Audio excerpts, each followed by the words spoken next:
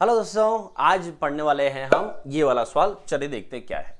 किसी संख्या को 144 से भाग देने पर शेषफल 60 प्राप्त होता है। यदि उसी संख्या को 18 से भाग दिया जाए तो शेषफल क्या प्राप्त होगा। अब वो संख्या कौन सी है हमें नहीं पता, लेकिन इस सवाल को करने के लिए आपको पहले इस सवाल का बेसिक आना चाहिए। तो बेसिक क्या है पहले वो समझते हैं। देखिए, मैं 5 का भाग लगाता हूं सबसे पहले 36 में, ठीक है। फिर 5 का भाग लगाता हूं मैं 22 में, फिर 5 का भाग लगाता हूं मैं 17 में, ठीक है। अच्छे से समझना, बिल्कुल बेसिक से एक एक चीज क्लियर करूंगा मैं आपके लिए। तो यहां से 5 का भाग 17 में, ठीक है। देन 5 का भाग लगाता हूं मैं 11 में, फिर 5 का भाग लगाता हूं मैं 7 में, और फिर 5 का भाग लगाता हूं मैं 3 में, ठीक है। अब क्या हो रहा है, ये सब इतना क्यों बता रहा हूं मैं, तो समझना। 5 का भाग अगर 36 में लगाते हैं तो भाग जाएगा कितनी बार, 7 बार। ये हुआ 35, और लास्ट में शेषफल कितना आया, 1 बार। अब सेकंड भाग लगाते हैं इसमें, तो 5 का 22 में लगा रहे हैं तो यहां पर संख्या छोटी हो गई तो भाग भी कम बार जाएगा, मतलब 5 4 20, तो लास्ट में शेषफल कितना आया, 2। 5 का भाग 17 में लगाऊंगा तो और छोटी संख्या हो गई, तो भाग कितनी बार जाएगा, 3 बार, 15, ठीक है। अगर यहां देखें तो 11, तो 5 का भाग और कम जाएगा कितनी बार, 2 बार, तो यहां शेषफल 1 आ गया। 5 का भाग 7 में लगाऊंगा तो और कम जाएगा, सिर्फ 1 बार ही जाएगा, तो यहां पर शेषफल कितना आया, 2 बार। यहां पर 5 का भाग कितनी बार जाएगा, बस ये पॉइंट सिखाने के लिए इतना भाग लगाया मैंने।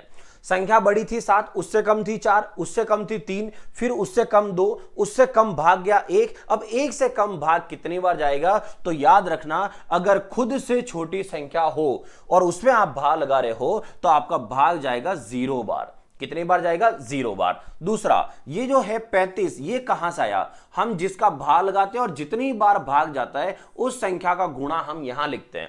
5 का भाग लगाया कितनी बार गया, 4 बार गया, तो उसको हम यहां लिखते हैं। 5 का भाग लगाया 3 बार गया, तो उसको हम यहां लिखते हैं। तो 5 का भाग 3 में अगर लगाते हो तो यहां कितना लिखेंगे, तो 5 का भाग गया कितनी बार, 0 बार, और 5 इंटू 0 कितना होता है, 0। तो 3 में से 0 गया तो यहां कितना आया, 3 आया। तो अगर कभी सवाल ऐसा हो कि 3 में 5 का भाग लगाओ और शेषफल बताओ, तो 3 में अगर 5 का भाग लगाओ तो उस समय शेषफल आपका कितना आएगा, तो जो नंबर है शेषफल वही आएगा।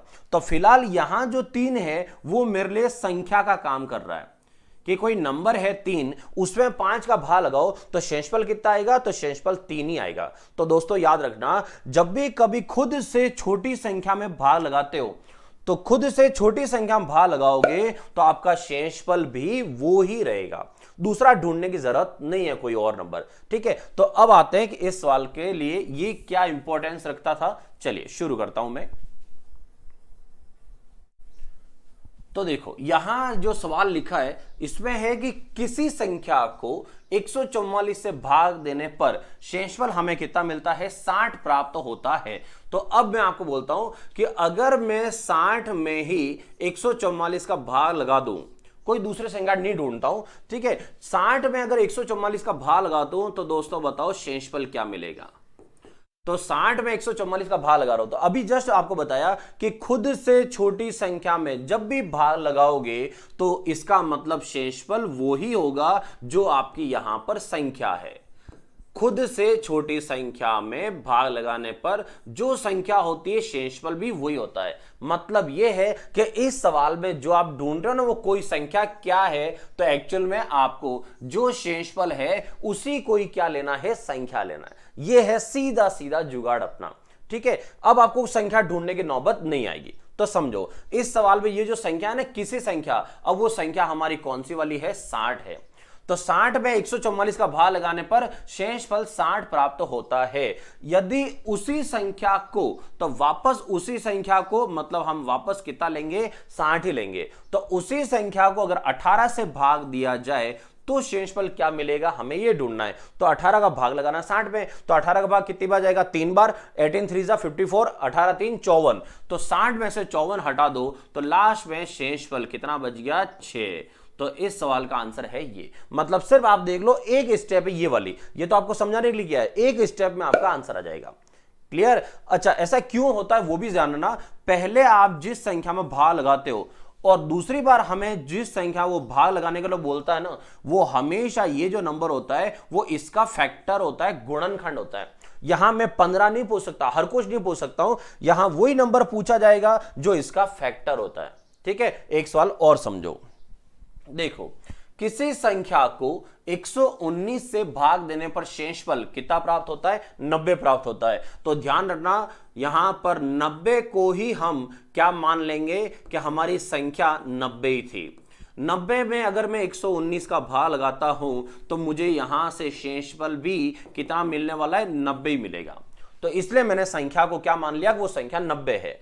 अब आते हैं कि उसी संख्या को, मतलब 90 को ही, 90 उसी संख्या को 17 से भाग देने पर शेषफल क्या प्राप्त होगा? तो 17 से भाग दो तो 17 5 85 85, देन लास्ट में कितना बच गया? 5।